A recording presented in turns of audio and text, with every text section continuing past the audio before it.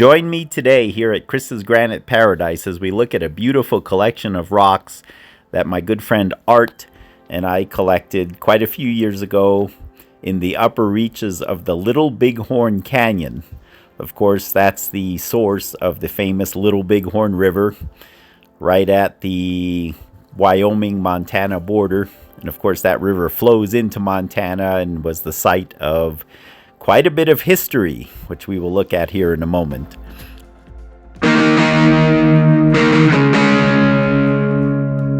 The Little Bighorn River, of course, is famous because of the historical battles that took place there in the 1800s, namely the Battle of the Little Bighorn and the Battle of Crow Agency.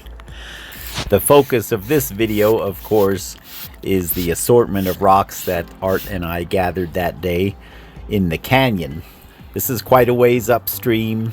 It was a long, winding dirt road, and we went about as far as we had time to get and looked around and picked these rocks up. Most of them are limestones. Some of them may be sandstones, but I think the vast majority are limestones of different kinds. The geology of the Bighorn Mountains in general is mostly a laramide orogeny uplift that occurred sometime between 70 and 50 million years ago, and approximately 9,000 feet of sedimentary rocks were pushed up. And these rocks, of course, since they're in the river bottom, may have come from anywhere in that strata. This is at the northern end of the Bighorn Mountains, where the mountains are much lower.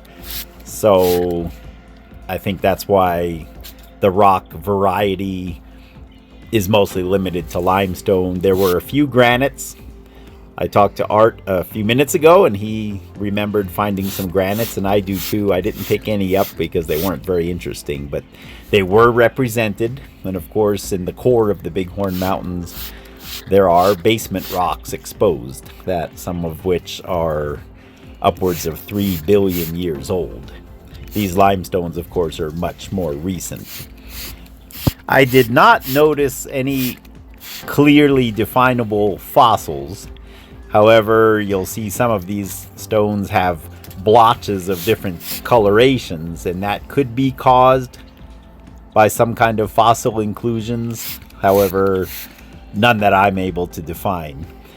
The rock of interest for me in this river is what some people call pebble limestone. It's a type of limestone with these concretionary formations that look like pebbles, and the way I've heard them described is where basically there's light wave action and clumps of mud are kind of rolling back and forth on the bottom.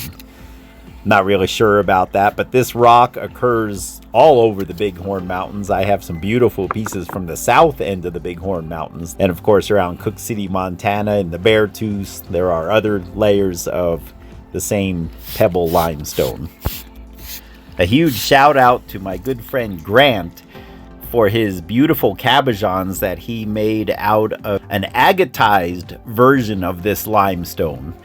All over in this location in the south of the Bighorn Mountains, there's this same limestone with the pebble appearance, but there was a certain layer that had been silicified somehow, and it just made stunning pieces to collect. And of course, Grant makes cabochons and jewelry, so here are a few of his pieces, along with some larger pieces in my own collection.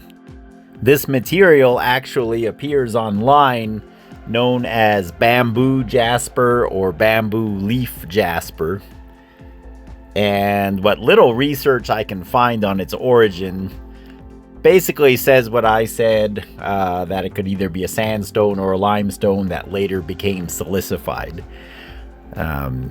But beyond that, as far as how the actual pebble or concretions form, I really cannot tell you.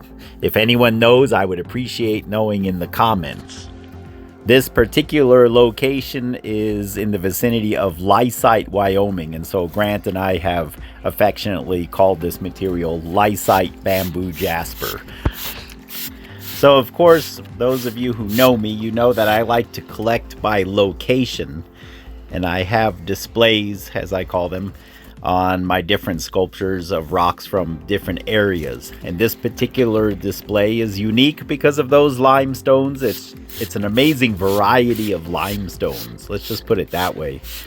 Not only the pebble limestones, but also all these other varieties. Some of them are so colorful and just attractive to look at. The geology of limestone, just speaking generally, is that it forms from the deposition of tiny microscopic shells, for the most part, on the seafloor in calm, deep ocean environments. And now somehow these are at 8, 10, I think some of the Bighorn Mountains are almost 11,000 feet or so high. So obviously the Laramide orogeny was a tremendous geologic event. But again, what impresses me about this particular area and the rocks we collected, that considering it's mostly limestone, it sure is a colorful and varied selection of it. This piece I'm holding in my hand here, I believe, is partially silicified just because it feels a lot harder. This one as well. This one I really like just because of the coloration and the pattern. You can see the original sedimentary layers, but obviously a lot is going on there. Those of you who might be more knowledgeable in terms of precise geology, I would love to talk to you. I would love to hear your comments. All of these rocks were collected many years before I ever thought of having a YouTube channel, so I apologize for not having done an on-site video for you. I would like to get back there someday, Lord willing, and do such a video. But for now, I hope you've enjoyed my collection. And again, I look forward to hearing from you. God bless you guys. If you have not already, please like, share, and subscribe. And here I just had to come back to my favorite rock of the bunch, the pebble limestone. We will see you guys on the next one.